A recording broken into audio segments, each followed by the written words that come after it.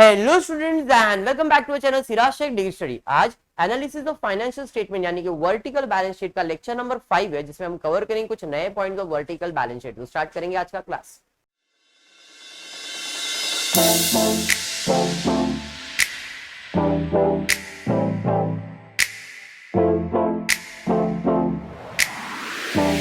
चलिए ठीक है।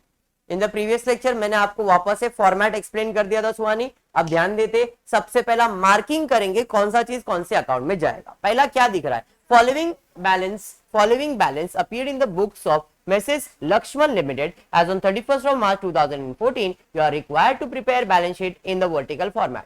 पहला है डेटर्स। डेटर्स कहां जाएगा, करंट असेट में। तो वहां पे क्या लिखेंगे Krish, CA current asset. Next उसके बाद क्या दिया है, उसके बाद ट्रेड इन्वेस्टमेंट। मैंने आपको कल ही बताया था, ट्रेड इन्वेस्टमेंट इन्वेस्टमेंट होगा, मार्केटेबल इन्वेस्टमेंट शॉर्ट टर्म होगा, करंट असेट होगा।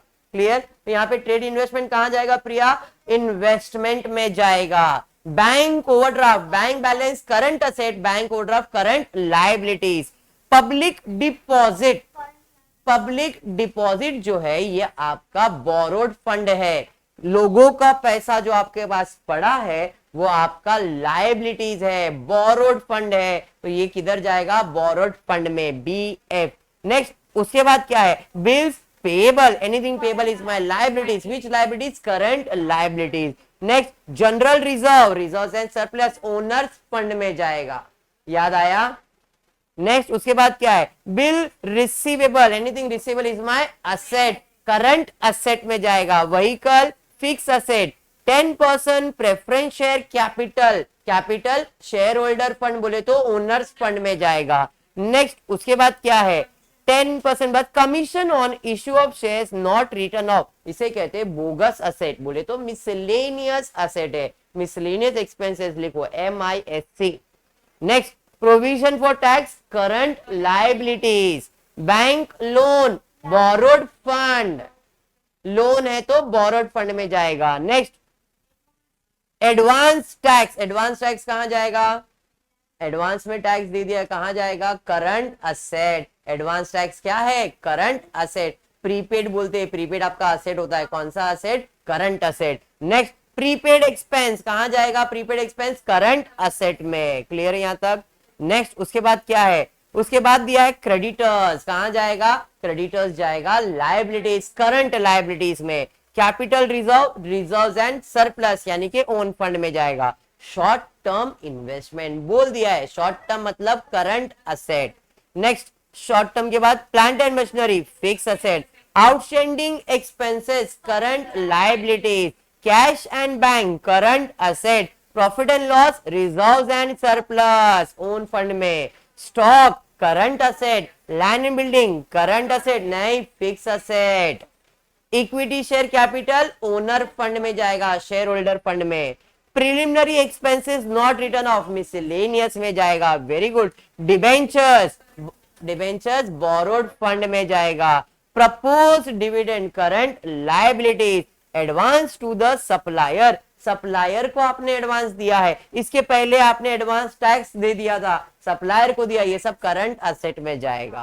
क्लियर है, इसमें कुछ डाउट है क्या किसी को भी, पक्का क्लियर है 100%।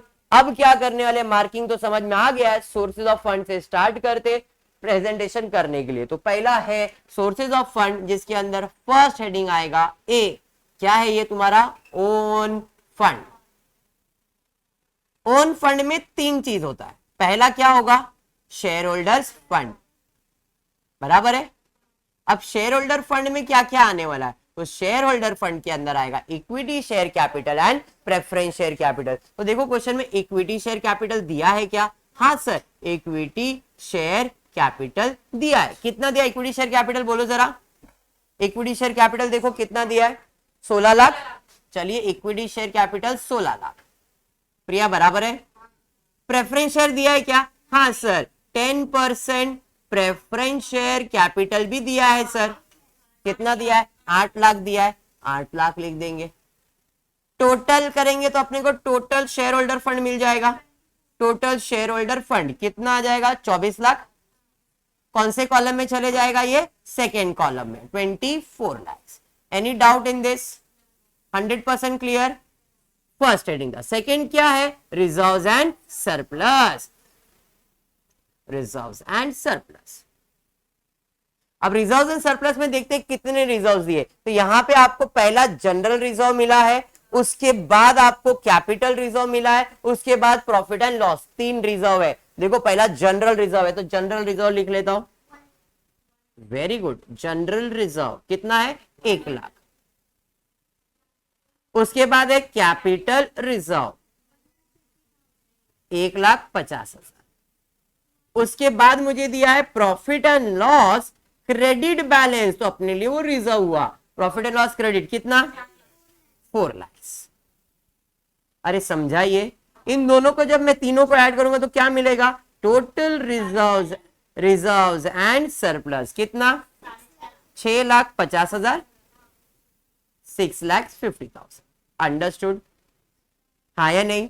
अब इसमें तीसरा हेडिंग क्या है बताओ जरा। तीसरा हेडिंग है मिसलेनियस एक्सपेंसेस, बराबर है। मिसलेनियस एक्सपेंसेस के अंदर क्या क्या है? तो मिसलेनियस एक्सपेंसेस के अंदर एक कमीशन रिटर्न ऑफ करके देखो, commission on issue of shares कितना दिया है? 40,000। और एक चीज है प्रिलिमिनरी एक्सपेंसेस बोल के, नॉट रिटर्न ऑफ करके ना, प्रिलिमिनरी एक्सपेंसेस कितना दिया? देखो preliminary expenses 10,000। Very good, 10,000। Total कर लेंगे इसका, इसका टोटल है 50,000। ये टोटल क्या आया? मिसलेनियस, टोटल आ गया मिसलेनियस 50,000। इसे ब्रैकेट में क्यों? बिकॉज ओनर फंड अगर मुझे फाइंड करना है तो share holder fund add reserves and surplus less miscellaneous expenses, तो इन दोनों ऐड करके टोटल करते। तो यहां पे मैं लिखूंगा टोटल क्या है? ये टोटल ओनर फंड। तो टोटल ओन फंड कितना? 30 लाख, बराबर 24 + 6 30, 50 50 आया, 50 गया, खत्म। तो 30 लाख टोटल हो जाएगा। तो ये मुझे मिल जाएगा आउटर कॉलम में क्या? Total of own fund. ये समझा? अब इसके अंदर सेकेंड हेडिंग डालेंगे। सेकेंड हेडिंग क्या है? जैसे ए तुम्हारा ओनर फंड था तो बी तुम्हारा क्या है? Borrowed fund. Borrowed fund, borrowed fund में देखो कितने सारे बोरोड फंड दिए एक बार। तो बोरोड फंड के अंदर सबसे पहला मुझे दिख रहा है पब्लिक डिपॉजिट, हाँ या नहीं? तो यहां पे आ गया पब्लिक डिपॉजिट। पब्लिक डिपॉजिट कितना? 3 लाख। ये आप डालोगे सेकेंड कॉलम। सर ऐसा क्यों? बिकॉज ये सिक्योर अनसिक्योर हेडिंग नहीं है, डायरेक्टली इधर अगर इन सबका टोटल आउटर कॉलम में आ जाएगा। इसको फर्स्ट कॉलम में इसलिए नहीं रखा है इन सबको, क्योंकि इसके टाइप से, इसलिए वो सेकेंड और फिर ऐड करके थर्ड कॉलम प्रेजेंटेशन के ऊपर है। नेक्स्ट पब्लिक डिपॉजिट के बाद और क्या है देखो जरा। पब्लिक डिपॉजिट, पब्लिक डिपॉजिट के बाद आपको दिख रहा है यहाँ पे बैंक लोन, बराबर है। तो बैंक लोन भी बोरोड फंड में चले जाएगा। तो यहां पे आएगा बैंक लोन 3 लाख। उसके अलावा देख लो क्या है। उसके अलावा डिबेंचर्स है, देखो यहां पे डिबेंचर्स दिख रहा है। डिबेंचर्स भी बोरोड फंड में ही आ जाता है। यहां पे आ जाएगा डिबेंचर्स, कितना है? 5 लाख। और कुछ है क्या देखो बोरोड फंड के अंदर? और कोई बोरोड फंड है क्या?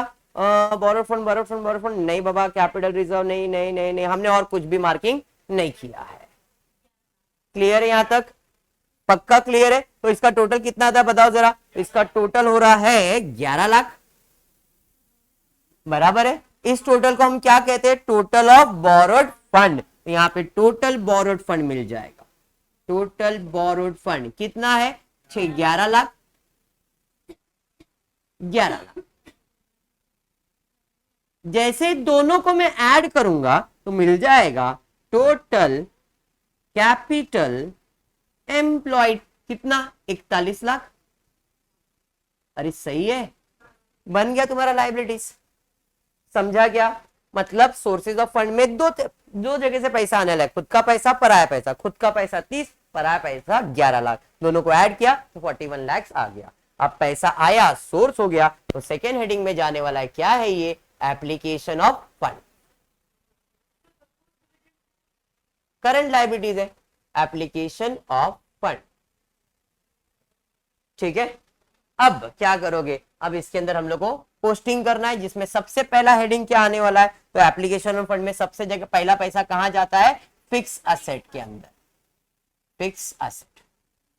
अब फिक्स असेट के अंदर टैंजेबल इंटैंजेबल होता है, बट इस क्वेश्चन में कोई इंटैंजेबल असेट तो है नहीं, तो डायरेक्टली सारे टैंजेबल असेट से स्टार्ट करेंगे। तो देखते हैं कौन सा है। पहला व्हीकल दिख गया, देखो बिल रिसीवल के बाद ही है, तो व्हीकल आ जाएगा कितना, 9। अब सवाल कौन से कॉलम में लिखूंगा मैं इसे, सेकेंड, क्योंकि कोई टैंजेबल इंटैंजेबल तो है नहीं, तो डायरेक्टली व्हीकल 9 लाख। नेक्स्ट उसके बाद क्या है, उसके बाद व्हीकल के बाद व्हीकल वाइज 10% प्रेफरेंसेस दिख गया मेरे को। उसके बाद provision, prepaid, plant and machinery दिख रहा है, बराबर है, प्लांट एंड मशीनरी, तो यहां पे आ जाएगा plant and machinery, plant and machinery कितना है, 12 लाख। उसके अलावा चेक करो नेक्स्ट, प्लांट एंड मशीनरी के बाद आगे बढ़ जाओ, लैंड एंड बिल्डिंग दिख रहा है, चलिए लैंड एंड बिल्डिंग आ जाएगा, लैंड एंड बिल्डिंग कितना है, 12 लाख, बराबर है, आया नहीं। नेक्स्ट उसके बाद क्या है, उसके बाद इक्विटी शेयर, डिबेंचर, प्रपोज, बस इतना ही है। मतलब हमारे पास फिक्स असेट में इतना ही फिक्स असेट है। टोटल करेंगे तो जो अमाउंट आएगा उसे हम लोग क्या कहते हैं, टोटल ऑफ फिक्स असेट। यहाँ पे टोटल ऑफ फिक्स असेट ले लेते, टोटल एफ कितना आएगा, 24 और 9, 24 प्लस 9 कितना हो जाएगा, 33 लैक्स, 33 लैक्स। अरे समझा गया। नेक्स्ट आगे बढ़ते, उसके बाद क्या है, इसके बाद हमारा जो सेकेंड हेडिंग होगा वो होगा इन्वेस्टमेंट। अब यहां पे डायरेक्टली दिया तो मैं डायरेक्टली लिख रहा हूं ट्रेड इन्वेस्टमेंट, क्यों अलग से हेडिंग दिखाओ, ट्रेड इन्वेस्टमेंट कितना है बोलो जरा, ट्रेड इन्वेस्टमेंट 2.5 लाख रुपया। देखो ट्रेड इन्वेस्टमेंट है, पहला या दूसरा ही कुछ है शायद, ट्रेड इन्वेस्टमेंट मिल गया, सेकेंड हेडिंग आ गया। थर्ड हेडिंग क्या है, वर्किंग कैपिटल, ये मेन है, जरा ध्यान से, वर्किंग कैपिटल। अब वर्किंग कैपिटल में सुहानी क्या आएगा, तो वर्किंग कैपिटल में पहला हेडिंग आता है, फर्स्ट हेडिंग होता है करंट असेट्स, बराबर है, ठीक है। करंट असेट में कौन से करंट असेट तो स्टार्ट करेंगे, सबसे पहला मुझे मिल रहा है डेटर्स, बराबर है, तो यहां पे पहला आ जाएगा डेटर्स।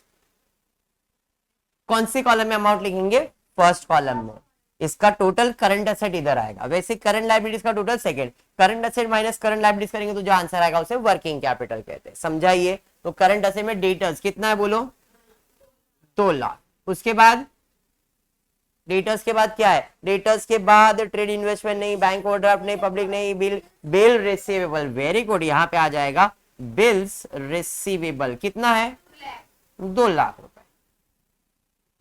नेक्स्ट उसके बाद क्या है, उसके बाद बिल रिसीवेबल का व्हीकल हो गया, 10% प्रेफरेंस शेयर्स हो गया। उसके बाद प्रोविजन फॉर टैक्स नहीं, advance tax and prepaid expenses दोनों आ जाएगा।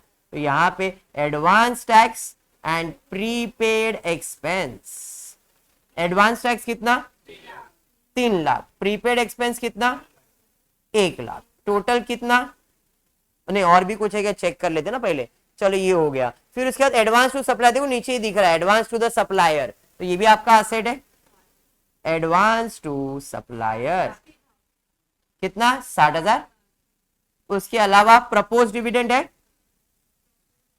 वो करंट लायबिलिटीज, वो पे करना है इसलिए आपकी लायबिलिटीज है। उसके बाद क्या है, उसके बाद एक प्रिलिमिनरी एक्सपेंसेस है, स्टॉक आ जाएगा और शॉर्ट टर्म इन्वेस्टमेंट भी आ जाएगा, आउटस्टैंडिंग एक्सपेंस तो करंट लायबिलिटीज में चले जाएगा। बस यहाँ पे 2 चीजें, यहाँ पे पहला आएगा स्टॉक, स्टॉक कितना है, 5 लाख। फिर उसके बाद शॉर्ट टर्म इन्वेस्टमेंट कितना है, 50 लाख, 50,000, चलिए ठीक। नेक्स्ट उसके अलावा और कोई करंट असेट है क्या, देख लो, नहीं, क्रेडिटर्स कैपिटल रिजर्व, इसका टोटल कर लो, टोटल कितना है, 14,10,000, बराबर है, 14,10,000। केविन क्लियर है। बढ़ेंगे सेकेंड हेडिंग, इसके बाद क्या है, तो इधर सेकेंड हेडिंग आ जाएगा करंट लायबिलिटीज, करंट लायबिलिटीज में सबसे पहला करंट लायबिलिटीज इधर से मैं स्टार्ट कर रहा हूं, तो पहला बैंक ओवरड्राफ्ट दिख रहा है, तो भाई बैंक ओवरड्राफ्ट 1,00,000 होता है, नॉर्मल है रंजना। उसके बाद बिल्स पेएबल है, क्या बात है, बिल्स पेएबल है 7,90,000। नेक्स्ट उसके बाद देख लो बिल्स पेबल के बाद, बिल्स पेबल खत्म हो गया। उसके बाद प्रोविजन फॉर टैक्स, प्रोविजन करके रखा है, पैसा भरने का है ना वो अपने को, प्रोविजन फॉर टैक्स कितना है 1,00,000। नेक्स्ट उसके बाद प्रोविजन फॉर टैक्स बाद बैंक लोन तो हो गया, प्रीपेड एक्सपेंस एडवांस हो गया, खत्म। Next next next next next creditors आ रहा है, क्रेडिटर्स कितना है 1,50,000। अभी जो नया बुक देख रहे रहेंगे उसको इसके अंदर कितना दिखेगा 4,50,000, जो पुराना टेक्स्ट बुक रेफर कर रहे हैं उसके अंदर आपको अमाउंट मिलेगा 1,50,000। सर डिफरेंस आएगा क्या? अभी जो इसके बाद में लिखने वाला वो आपके नए टेक्स्ट बुक में नहीं है, पुराने टेक्स्ट बुक में है, तो ये पुराना टेक्स्ट बुक का क्वेश्चन है, इसलिए इसके अंदर 1,50,000 है, नए टेक्स्ट बुक में 4,50,000 है। तो अमाउंट इंपॉर्टेंट नहीं है, ये जो पढ़ा रहा हूं कंसेप्ट वही इंपॉर्टेंट है। इसके पीछे भागो, सॉल्यूशन अपने आप बन जाएगा, ठीक है क्या? कॉन्फिडेंस रखना कि जो कर रहे हो आपको आता है, तो अमाउंट इंपॉर्टेंट नहीं रहेगा आपको। ओके, आगे बढ़ते हैं। उसके बाद एक कैपिटल रिजर्व हो गया, short term plan, outstanding expenses, क्या बात है, आउटस्टैंडिंग एक्सपेंस कितना है 1,20,000। नेक्स्ट उसके बाद क्या है, आउटस्टैंडिंग एक्सपेंसेस हो गया, कैश बैंक हो गया, profit and loss, stock, land and building, equity share capital, preliminary expenses, dividend, proposed dividend, ये नए वाले टेक्स्ट बुक में नहीं दिया है। प्रपोज डिविडेंड का मतलब क्या है सर, वो बता दो ना सर। प्रपोज डिविडेंड मतलब हमको इस साल डिविडेंड पे करना है, जो पिछले साल शेयर होल्डर्स है जिनको प्रॉफिट हुआ था पे करना है, डिविडेंड पे करना है, डिविडेंड मतलब प्रॉफिट देना है। तो बिजनेस के लिए लायबिलिटीज है, कौन सा लायबिलिटीज, करंट लायबिलिटीज। ज्यादा उसको प्रॉफिट को जमा करके नहीं रख सकते हो, हर साल आपको पे करना है, साल में पे करना है, मतलब एक साल के अंदर का चीज करंट लायबिलिटीज में आता है। बात समझाइए, और कुछ है क्या? नहीं। तो अब इसका टोटल लेना पड़ेगा, तो इसका टोटल कितना है, किसका अमाउंट, प्रपोज डिविडेंड का, बोलो कितना है 3,00,000 रुपए प्रपोज डिविडेंड। इसका टोटल करो कितना आ रहा है 15,60,000। चलिए ठीक है, इसका टोटल कर लेते। यहाँ पे टोटल है 14,10,000, यहाँ पे 15,60,000, मतलब एक छोटा सा करेक्शन है, आपने एक आइटम का पोस्टिंग नहीं किया यहाँ पे हमने, तो यहाँ पे क्या है एक और चीज ऐड हो जाएगा, कैश। देखो अब उधर पोस्टिंग में अपन ने किया नहीं है, तो कैश बैलेंस कितना है 7,00,000, 7,00,000 इसमें ऐड कर दो, 7 और 14 21,00,000 हो जाएगा, 21,10,000, यहाँ पे 21,10,000। क्लियर है? माइनस में आ रहा था, थोड़ा डाउट था, इसलिए अपन ने इसको करेक्शन कर लिया। अब 21,10,000 के अंदर 15,60,000 माइनस करो, तो जो आंसर आएगा इसे आप क्या कहते हो, इसे आप कहोगे टोटल वर्किंग कैपिटल। 21,10 में से ये माइनस करो, कितना 5,50,000, इसका टोटल 5,50,000। ये समझा आपको? अब आपके पास कितने अमाउंट है, 3 अमाउंट है, एप्लीकेशन में 3 आता है, सोर्सेस में 2 आता है, तो 33 लाख प्लस 2,50,000 प्लस 5,50,000 टोटल करो, इसे कहोगे टोटल कैपिटल एम्प्लॉय। 41 लाख आ रहा है, देखो लाइबिलिटी साइड का टोटल 41 लाख। प्रोसेस समझ में आएगा? तो पोस्टिंग करते समय थोड़ा सा ध्यान में रखना कि सब आइटम्स का बराबर से आप पोस्टिंग कर रहे हो। क्लियर है? होपफुली आपको वीडियो पसंद आया रहेगा, तो प्लीज वीडियो को लाइक कर देना, फ्रेंड्स ग्रुप में शेयर करना और चैनल को सब्सक्राइब करना। Thank you for watching the video.